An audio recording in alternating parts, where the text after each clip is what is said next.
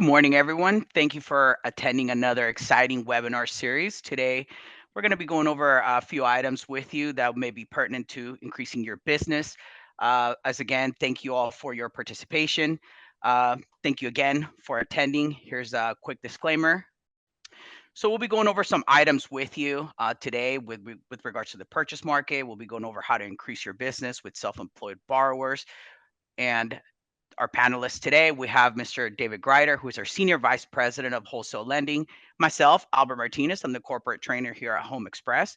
And then we have one of our top regional sales managers, which is Mr. Tim Adams. So thank you all for attending. So Mr. Greider, before we get going, how Yep. about we launch a poll and take the pulse of the Love room? the What do you polls, think? man. All Let's righty. engage it. I don't know if I'll get it right. So this is a controversial issue, right? We're Oh, asking the masses, what do they think? Do well, you think pineapple belongs on pizza? Ooh, we're I starting to love get it, man. I'm we're starting telling to get you, some hits. I like pizza, so but it is controversial, so Ooh, we're getting I think it's 50-50. So either you really like it, I think, or you don't want it on your pizza. It's like one of those, right? So it's one of those. It's one of those. I'm a Hawaiian pizza kind of guy. that's So awesome. all righty, let's go ahead and let's end the poll and share the results. And you were absolutely right, Mr. Greider. Wow. It was an even 50-50. All righty. Well, thank Yeah. you everyone for participating in the poll. And with that, Mr. Greider, go ahead and take it away. All right. Well, thank you. We'll go in. I thought we'd start this out. The last month's webinar was on the non-owner occupied DSCRs, and that was a real good webinar. And if you ever need a copy of that, you can go to our website or email us directly, and we'll get that out to you. Because there's a lot of volume in that in certain geographical areas of investors buying some residential properties and looking at that kind of asset based, for their portfolios versus some other avenues. So this particular one is I kind of saw a trend starting in loans coming in, and I saw these bigger loans coming in on purchases for second homes or primaries. It's kind of weird, and so I said, hey, let's do a study on this and kind of just give you the data. I didn't actually do the study; I get it from other people. But what does that purchase market look like today? And that kind of hone on into where I can get more loans and where to target some of that advantage we have today. I know that where everybody's kind of rating what's going to do with rates, home affordability is kind of was an all-time low pretty much, but there's a segment we can target. Like we already talked about targeting the investment, and we see that out there a lot. But what about kind of the consumer purpose purchases? What's happening in that market? Well, let's take a look. Let's see where that is geographically and what that looks like. So, I was looking at this and I thought 2023 was kind of a low year on transactions, but as you see it goes down. Don't worry about the smaller print. We're going to get a copy of this deck, but it actually is a little bit slower this year over year than last year at this time. And so if you looked at the middle of the chart's probably about 20 to the right, 2023 as it starts heading down, but it's even, a little bit lower. And this is for the whole US than it was last year. Hopefully with rates, and I think there's been talk about what's going to happen with that, but we know it's a cyclical business. But this is where we're at today. This is the market we're dealing with. Let's see what we can do to make the most of it. Let's go to the next slide, and we'll take a look at the median price of existing homes. And this is kind of interesting to me, right? So there are even some data here where and I think it's geographically, because I've seen some areas where actually year over year, they dip down a point or two and then come up. And this kind of gives a reflection of that, but it's still fairly high for the last couple of years, right? So it's 407, 600 is the median price of existing home. 410, June of last year, probably about the same. So we haven't seen a lot of HPA, but you haven't seen a decline. And I would expect that because there's still, the inventory for the need for inventory and residential sector is still there. There's a lack of housing, that type of thing, but the affordability's got to be there as well because they've got to qualify and make their payments, right? So I get that. And it's not always about rate. And, we talk about how rates are going to come down. I see it on the news, but we also have property taxes and homeowners insurance that's affecting this. So there's a lot, so just generally inflation has affected that affordability, not just in the rate. but that's just giving up where it's kind of flattened out. Maybe it'll down to in a little bit area. Might be affordability with rates. Maybe there might be some other things that are happening with that. Let's go to the next slide and kind of get an idea of the percent change year over year.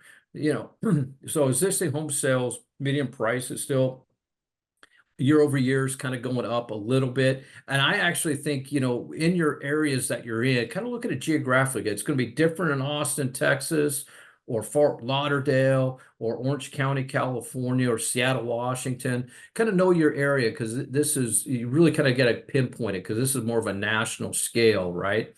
And I do think that we'll find out kind of where those transactions are happening as we go through these slides. And that's where the important information should be, whether you're going to be pitching on the consumer purpose, second homes, primary residence, or the investment products that we went over last month. Let's go to the next slide. And we'll take a look at the total existing home sales. And I think we're shocked. I had a sales manager meeting maybe a couple months ago, and I just did a poll question. It wasn't the Hawaiian pizza one. It was like, who thinks home prices are still going up overall nationally, or home sales, right? There's more volume this year than last year. And everybody thought it was going up, but some of them were right where they're in their area and their regions, home sales were picking up. Some areas aren't, but then nationally it has gone down year over year about 2%. I'm hoping now that we get through the spring, school's coming to a close. That's when a lot of that activity starts picking up in purchases, especially the primary type of area. So let's take, that's where this webinar is kind of focused on. How can you capture more of that? Because that is going to be picking up with people's needs. People need to move, their families grow, their jobs relocate them. There's lots of things or reasons why. So just because rates and affordability goes up, there's still people that have a need to move or move up, bigger homes or move down in homes as well. Let's go to the next slide. And we're going to take a look at the confidence for this year versus last year. Days on market, confidence gone up a little bit, right? So I think it's still kind of flat. I look at this, it's about the same. I probably take any month. It's like, hey, everybody just waiting for, I guess, bad news is good news for us in the mortgage and real estate market. Bad news, unemployment goes up and the Fed lowers rates, right? So then all of a sudden there's more affordability, but it's also bad news because you don't want to see anybody lose their job. You want everybody to make sure they're able to take care of their families. But given the economical cycles that the mortgage in, we know it goes up and down. It seems like there's cycles. This particular one's going a little bit more extensive in the higher rates. But we do know it will go down soon and more people will be in the market. Let's go to the next slide, and we're going to see, by region. I thought this is important and to kind of know where's activity, right? Here it is in the green, the South, right? Makes sense. That's where the affordability is, right? The home prices there aren't like the West Coast, like in, you can go to the Bay Area, Menlo Park, San Jose, Orange County, even Seattle, Portland area. The West is pretty expensive. That's why it's a little bit slower there. And there's a lot more activity, especially with people relocating, maybe the South or buying investment properties in the South. So the sales by region, as you can see where the loan sizes are, that's typically, if you're looking at these larger loans, where are they happening, right? Well, they still happen in the West, they happen in the South, but the South, if I looked at this, is probably more of the $300,000-$400,000 price range and more of the investment products. But we did see uptick, and we've seen an uptick in some larger loans coming in on second homes and purchases. And that's kind of as we're getting into these slides to get to. So we'll go to the next one. All right. This was kind of telling to me when I looked at this one, right? Percent change in sales from a year ago by price range, right? And if you kind of look at that, what's the big one there? $1 million plus year over year has gone up nearly 40%.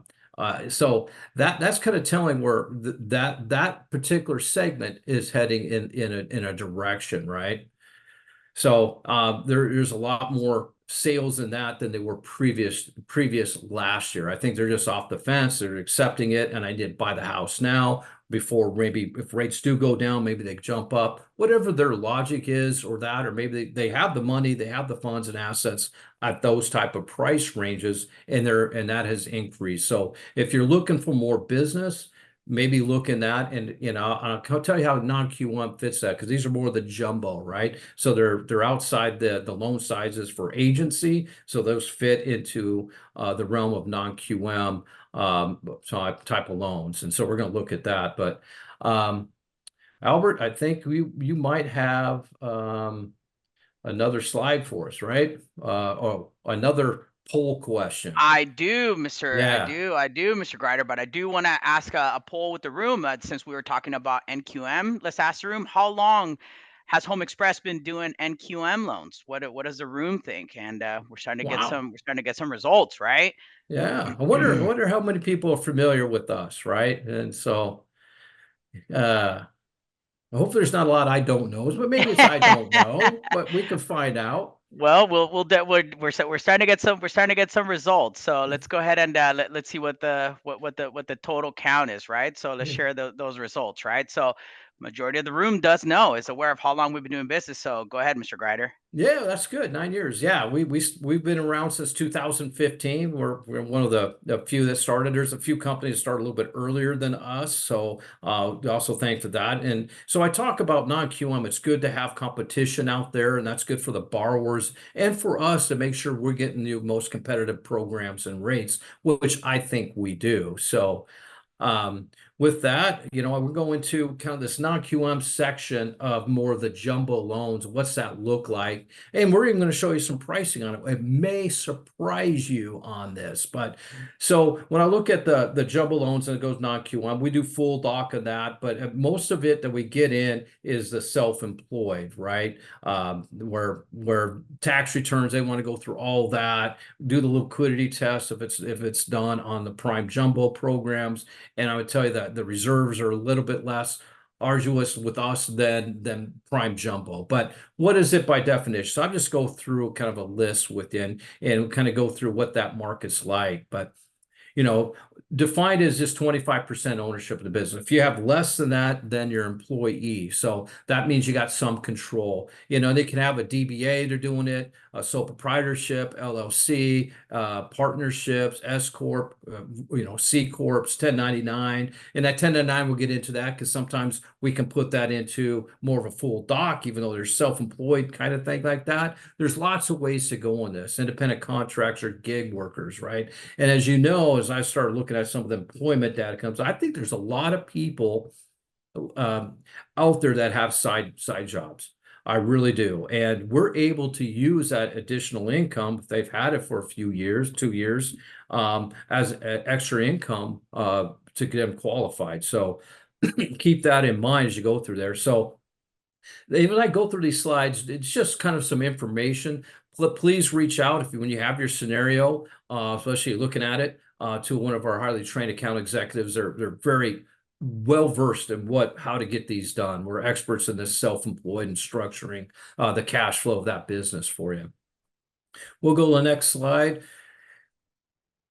And it's just some statistics. I pulled this maybe last year. I thought I'd share with you, but I think it's even higher. But this is from the Bureau of Labor Statistics, where over 10% was currently self-employed as of January 23. That number has grown, right? As we talk about gig workers, the 1099, and that is expected to grow even more. So that segment is out there and growing. So keep that in mind as you're marketing. That really don't have to be extras. Recognize it out there and get with a great account executive to be able to get these deals closed, that they're not shut out of the market. I think we've done a pretty good job in non-QM space, kind of getting that out there that don't have to use tax returns to get your income qualified.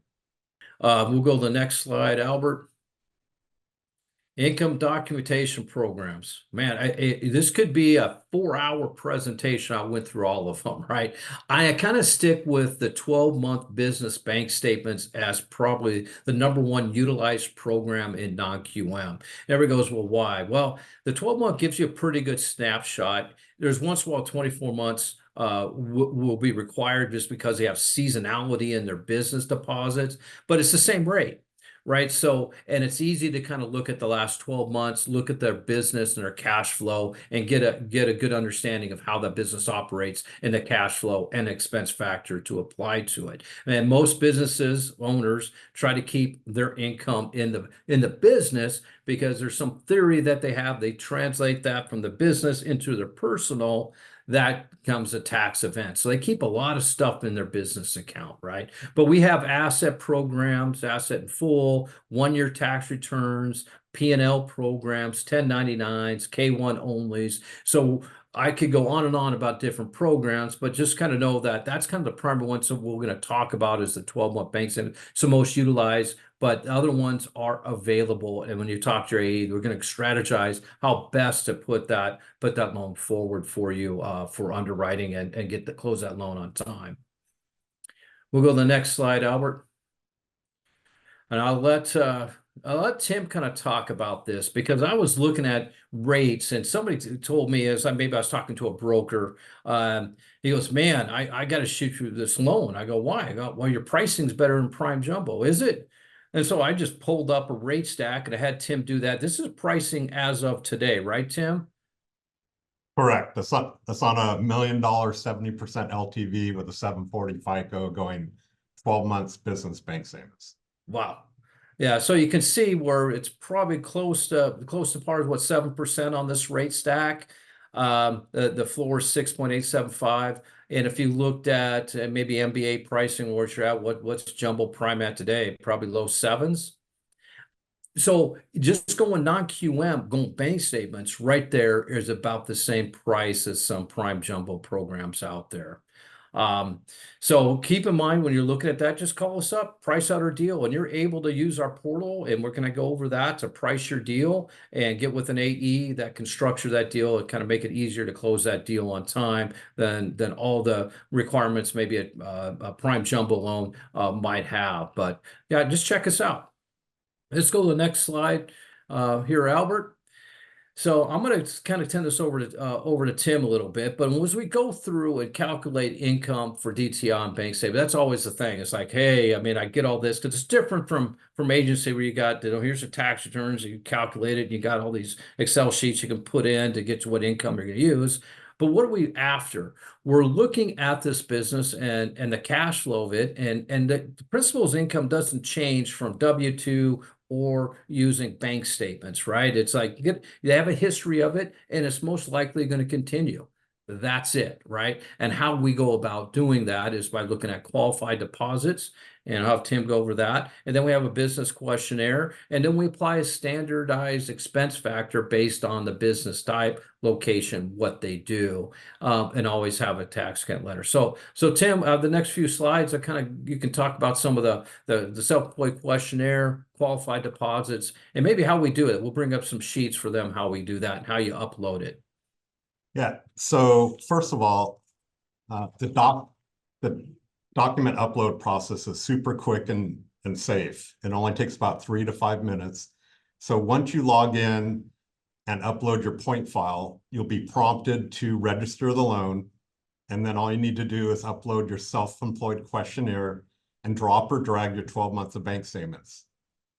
And typically you'll get your results, your income analysis back in about 4 to 8 hours. Home Express has recently enhanced our XConnect portal. And in this day and age with data security, it's really crucial that we want you to upload these documents. Don't email them to your AE, as also that takes away from time as well. We also have highly skilled account executives that can review those bank statements and help you structure the loan the right way. Here's a couple areas that we can do. We're professionals. We know different ways of getting this loan done smooth and easy. So one, we'll scrub this bank statement, see if the business is paying any business debt, maybe an auto loan, an installment loan, or American Express. We can back that out of the DTI and get the debt ratio down. Secondly, we can take a look at if the borrower's transferring money back and forth to another account. So by pulling another 12 months of another account, a lot of times we can use that income as well from multiple bank accounts. So if we go to the next slide, the self-employed questionnaire is really crucial to allow us to determine what expense factor we're gonna take. So it's really important that it's filled out completely. You can do that yourself. Doesn't have to be done by the borrower up front. They don't have to sign it. That can be done later in the process of the loan. But important factors are location. So do they have a physical location, or are they working from home? Are they paying rent? Also the number of employees, right? Secondly, do they manufacture or produce a product? And then lastly, give a detailed example of how the business operates. What do they do? That's really important for us to determine what the expense factor is going to be. So we have 4 or 5 different levels of expense factors. The smaller one, the 15 to 30%, those are typical individuals that work from home, either by themselves or very small employees, and little to no overhead. I would say probably our 50% expense factor is the most common. That's typically a physical location, up to about 15 employees, and they do have some overhead. The 70% is typical, where they're paying rent, they do have about 25 employees, and it's a bigger company.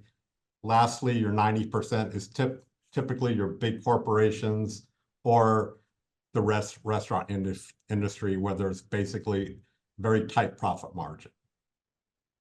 So I'd say it's just a reasonable factor, right? So that's what I put on there, kind of bold, reasonable.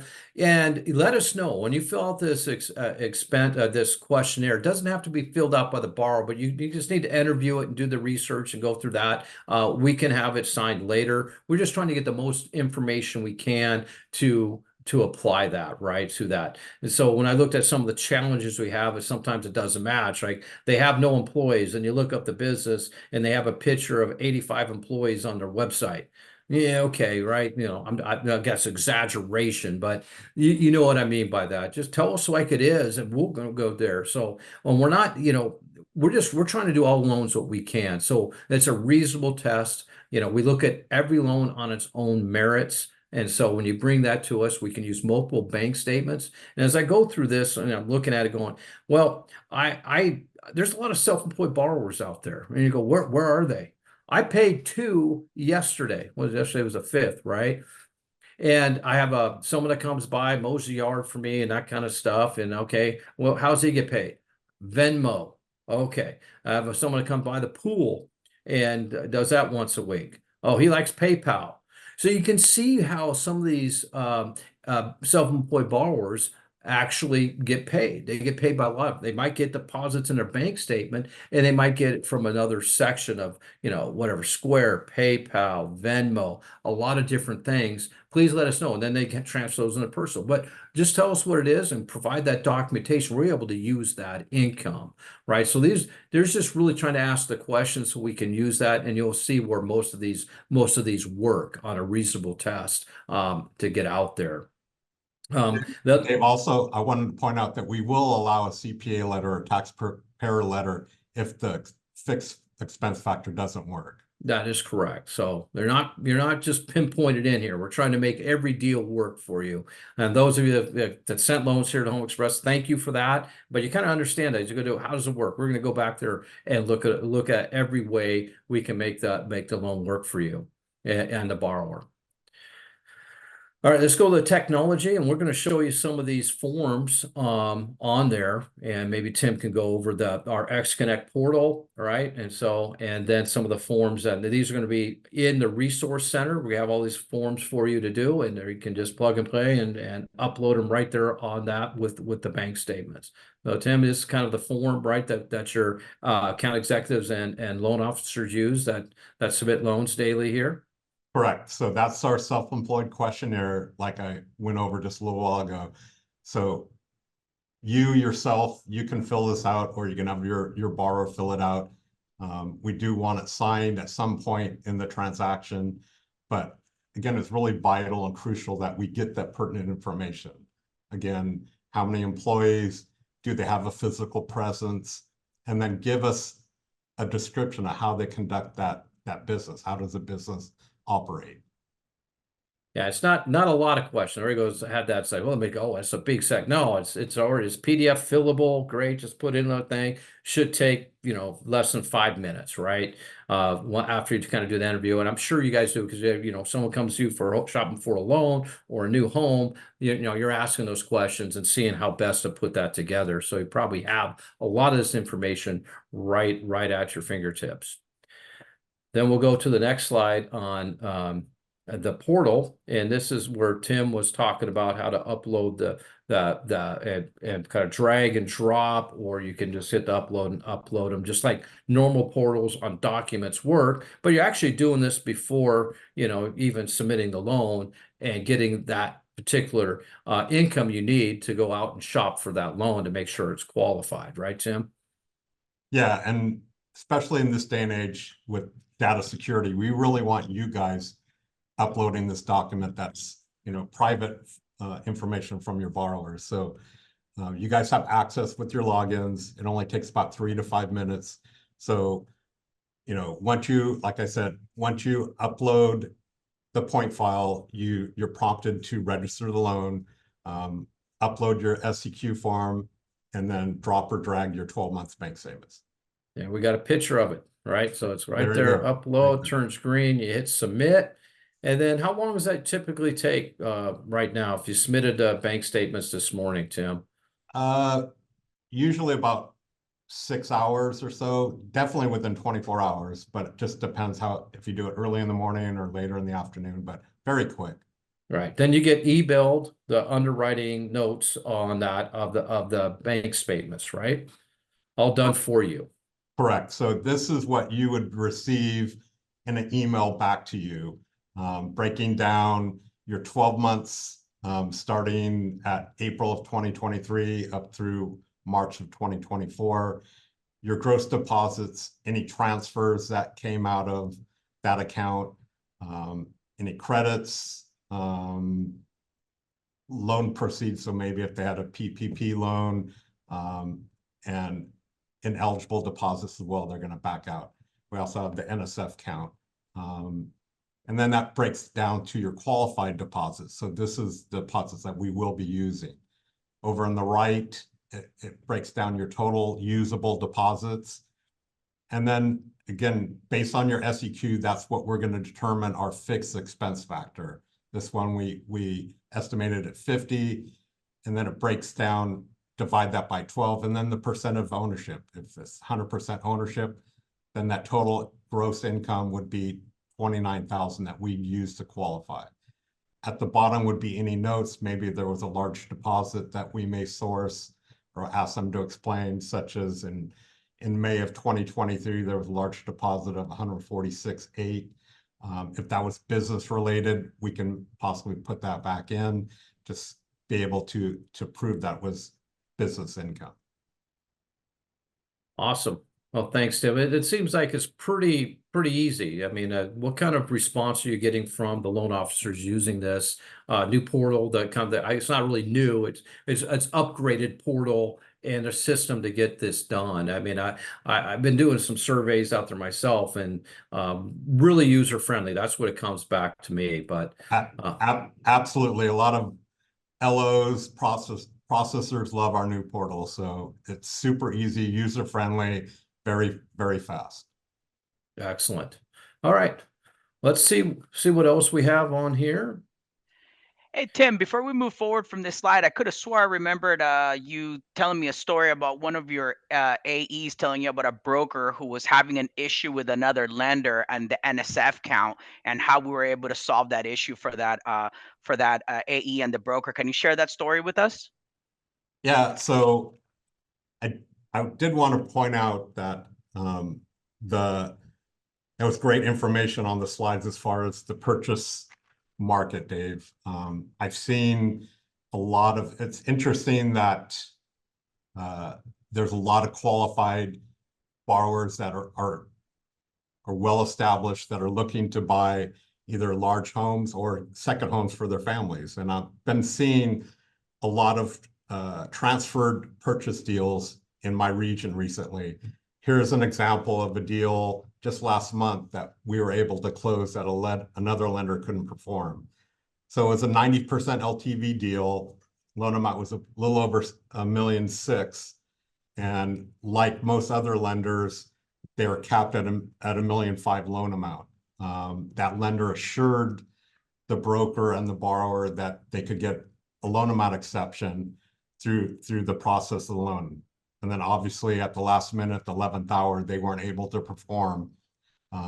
So we grabbed the deal, we got it closed, we saved the borrower the home, they were able to purchase and get it closed. Reason being is that up to $2 million, we can lend up to 90% LTV. So we underwrite, we fund off our own guidelines. We don't need any investor approval for that, so we can make decisions in-house. So that's a deal that we save for them where another lender couldn't. Also, we're a great lender for purchase and jumbo transactions. We get great service. Our ops teams, operations team gives great service, and we have very competitive rates. I wanted to also bring out a couple other areas that we're a little different than other lenders. So an example is we allow unlimited NSFs. So as long as the mortgage has been paid 0 times 30 in the last 12 months, we will look at unlimited NSFs on the bank statements. HomeXpress also will allow multiple accounts. So if the borrower has multiple bank statements, different accounts, we'll be able to use multiple statements to qualify them. We also have programs up to a 55% debt ratio, and we have no ads for the 12 months bank statements. So basically the same price as full doc, or if you're going 24 months bank statements. And then lastly, we do have an enhancement for large loan amounts. So starting at a $500,000 loan up to $1.5 million, we give you a pricing incentive. So enhancement, lower, better pricing. So we're looking forward to seeing a lot of purchase and jumbo loans from you. Yeah, thanks, Tim. Yeah, it's the purchase season, right? And I'm hoping everybody captures on that. And kind of, I always believe when you kind of market, whether I'm the LO, real estate agent, wholesale, it doesn't matter. We're all in this together, right?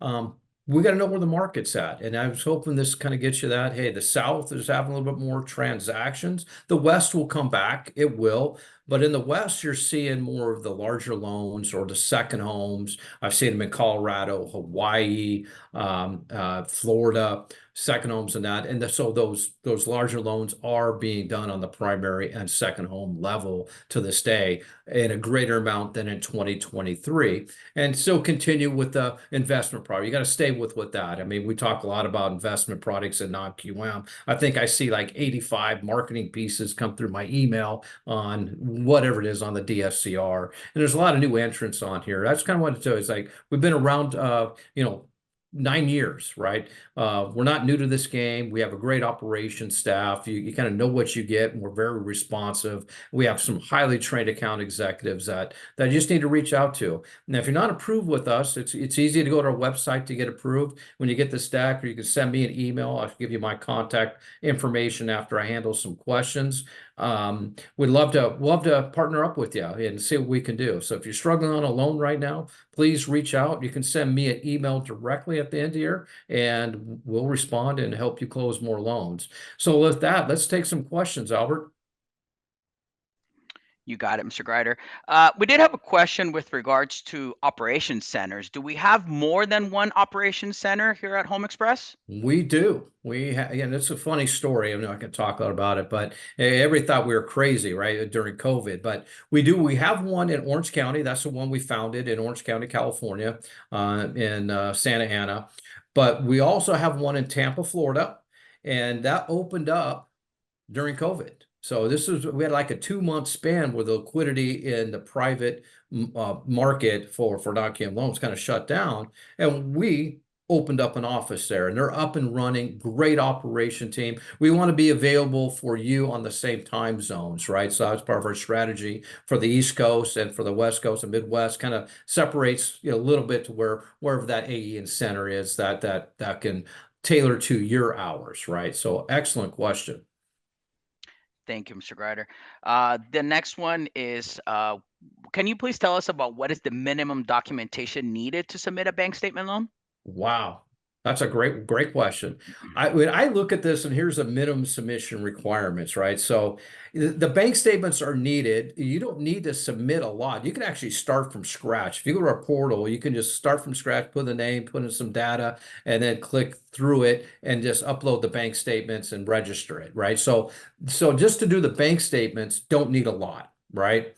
But if you're going through, to register a loan, still don't need a lot, right? I need kind of the 1003 information, the MISMO file, right? You'd probably want to look at the credit so you can make sure the credit qualifies, trade lines, that it makes sense, and all that kind of stuff, FICO score, pricing. But and then, a fee sheet to submit, right? So we need to have the fee sheet from escrow and what you're charging, right? And so it's pretty basic. So we can disclose on very limited information and start that process. But what we do is we ask that you put in kind of a synopsis of what the transaction is trying to accomplish. And if there's any obstacles, please let us know up front, or get together with your AE so they'll help you through that process. Tim, I don't know if you got any comments on minimum submission requirements, but to do the bank statements, really not anything except for the bank statements and self-employed questionnaire, right?